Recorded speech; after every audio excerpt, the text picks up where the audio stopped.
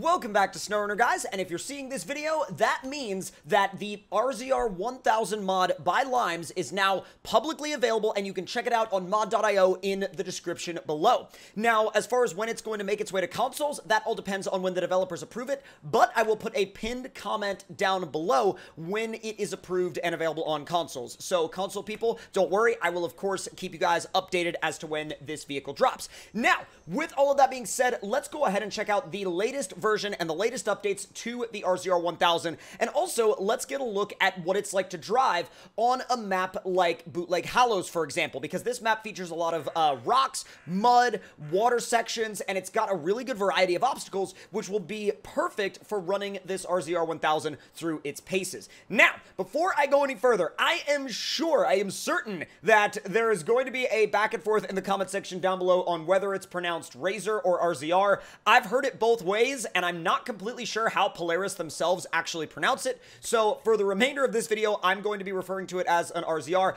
but I would like to actually have a discussion in the comment section down below on how it's actually supposed to be pronounced, because I don't know. So, without any further ado, let's go ahead and fire it up and get into driving it, and also check out some of the different features of this new rig. Now, as you can see, the light bar actually works, and you can actually change the color of the light in the light bar, which is a really interesting and unique feature to this vehicle. Now, what I'm running right now is I'm running the big turbo engine setup with the fast transmission and the bigger race tires. Now, there's two sizes for the race tires. You have basically a wide range of sizes for the mud tires. You also have two sizes for the race tires, which I'm running right now, and then you have a couple of different sizes for the kind of standard trail off-road tires. So let's go ahead and take it into the garage and go through some of these options. Now, straight into the customization, you can see right now we're on the big turbo engine.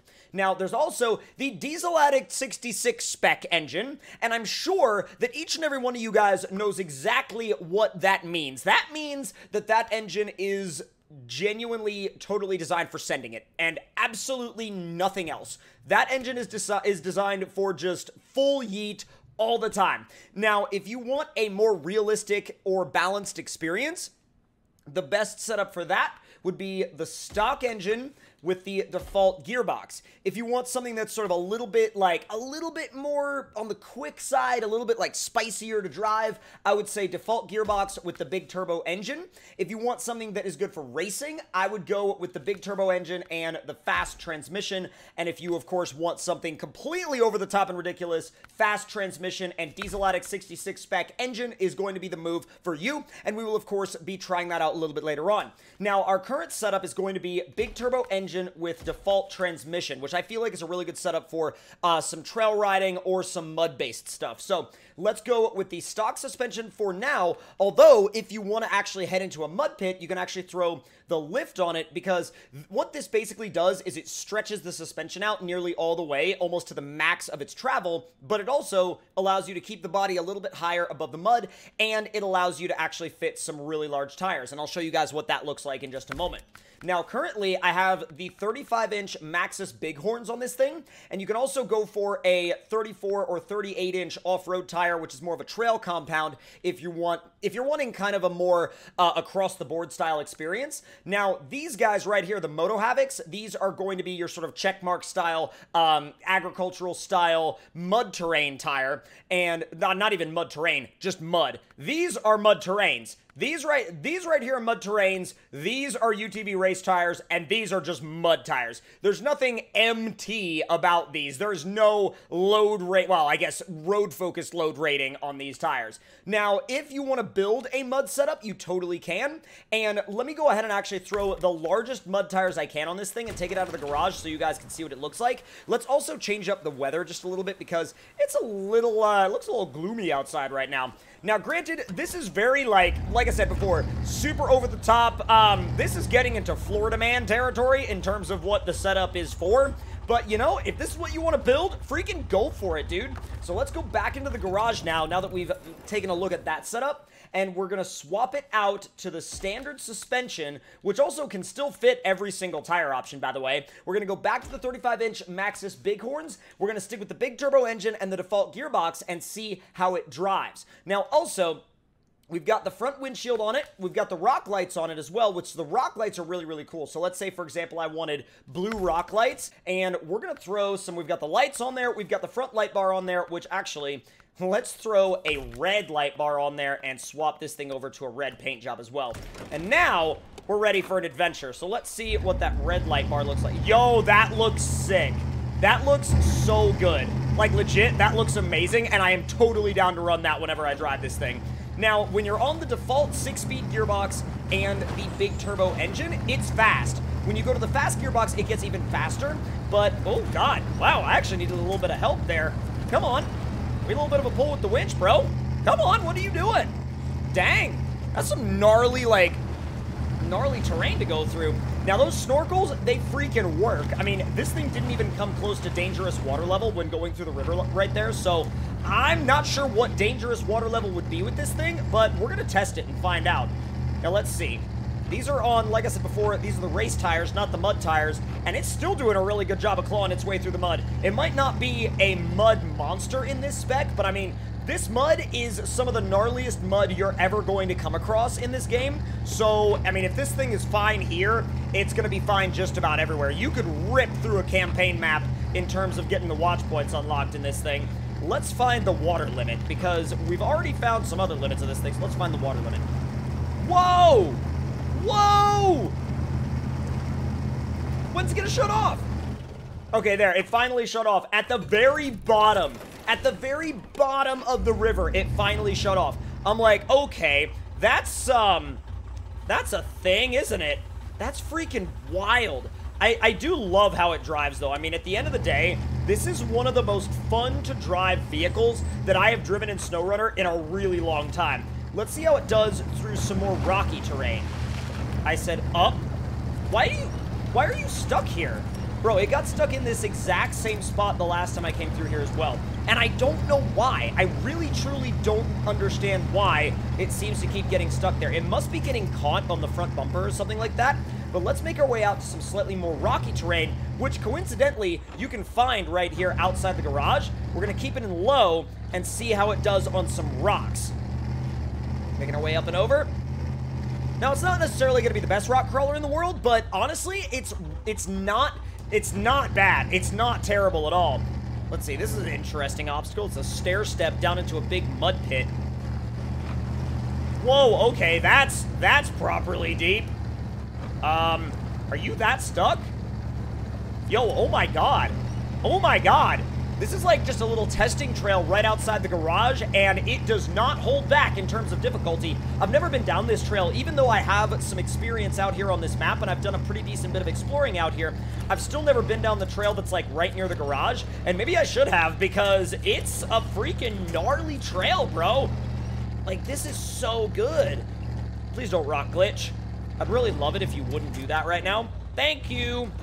God, I love this thing, though, and I love how it looks. That's the biggest thing, is I absolutely love how it looks. I love the snorkels there on the back. They look like stacks, but they're actually snorkels. So let's make our way up and over these rocks. I'm not going to go through that notch, because I guarantee you this thing isn't going to like it. If I was in like a built Jeep or something, I would go through that notch. But I have a feeling this thing would really not care for that notch. I'm going to have to come back and run this trail again soon in something more like rock crawler-esque, though, rather than side-by-side-esque, because I feel like some of my rock crawlers would absolutely love it here. I'm also just spinning and digging. And I'm going to need a winch. Dang, bro, I'm going to need a winch already. Wow, I love how there's like a perfectly good, like, gigantic tree right there, but it's like, nope. Oh, God, there we go. It went to a sketchy winch point, though. It went to the roof winch point. That is not the one I either expected it to go to or wanted it to go to, really. But you know what? SnowRunner winch things. God, what a cool-looking rig.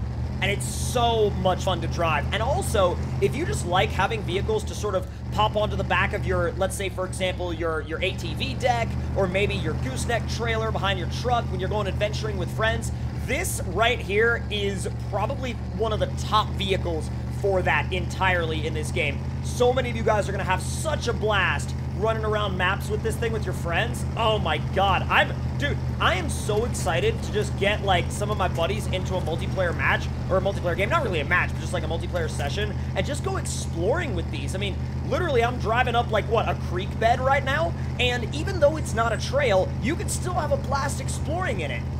Let's go. And really, at the end of the day, that's the spirit of what this game is about. It's about that spirit of exploring. It's about that spirit of going off-road and just figuring out what kind of, like, fun trouble you could get yourself into, pretty much. I've never been down here before, but I have no idea, well, rather up here, I guess, but I have no idea what I'm getting myself into. And you know what? I'm okay with that. My only thing is I'm also sinking, like, very badly. Very, very badly. Are you only gonna go to that tree now? Okay, never mind. Wow, finally it didn't winch to a shrub! What a development! Oh my god, mark this down as a day in history. Let's go! Still moving. It's only sketchy when the mud gets way too deep. You know what I'm saying? Like, when the mud gets way too deep, that's when it gets sketchy. But every other time, this thing is amazing. Oh, look at that view as well. Bro, this map is like... It's tip-top for views, man. It's absolutely tip-top for the views that you see up here. But now, it's time to take it back to the garage, throw the lift back on it, the fast transmission, the Diesel Addict spec engine, and the biggest mud tires we could possibly fit. This right here is actual Diesel Addict spec. This is how we would draw. Oh, my... Bro. All right. I didn't even last but, like, 50 feet in this thing with that setup on it. God. All right. Let's head for the mud now and see what it's like with this, because I have a feeling that it's going to be a little bit more intense than it was before. Just a little bit. Just a tiny little bit. Oh, wow. Oh, God. I touched the throttle. I didn't even, like, slam the throttle. I breathed on it. I coughed on it. I coughed on the throttle, and it was just... yeet. It just went. It freaking left. All right, let's see what you've got in here. Come on. Hey, it's not the fastest, but, like, you gotta remember, it's buried up to the freaking door. I mean, it's buried just about up to the top of the door. Yeah, once it starts to get a little bit further out of the mud, like, once the mud is kind of around, like, halfway up the tire, it rips. And there's actually gonna be some of that mud up here, if I recall correctly, from my previous exploration adventures out here on this map. Let's see. Yo, there's mud. There's gonna be mud, like, right over there. So that means that I'm just gonna go ahead and take the little shortcut right here. Ya yeet. Don't worry about it. Oh, yeah. This is exactly what I was looking for. Oh, beautiful. Oh, perfect. Perfect, perfect, perfect. Yes. We have more mud coming up just around this corner. Get ready. Send. Which went well. He's about to send it. Which went well. All right, go. Go. I'm breathing on the throttle. Dude, if you guys have driven this thing with the Diesel Addict spec tune, let me know of the crazy experiences you've had and the crazy situations you've gotten yourselves into, because I know I've already gotten myself into a couple of them. But if you guys enjoyed this first look at the release build of this vehicle, make sure to let me know any and all of your thoughts and opinions in the comments below. Hit that like button if you enjoyed, subscribe if you're new, and I'll see you guys next time.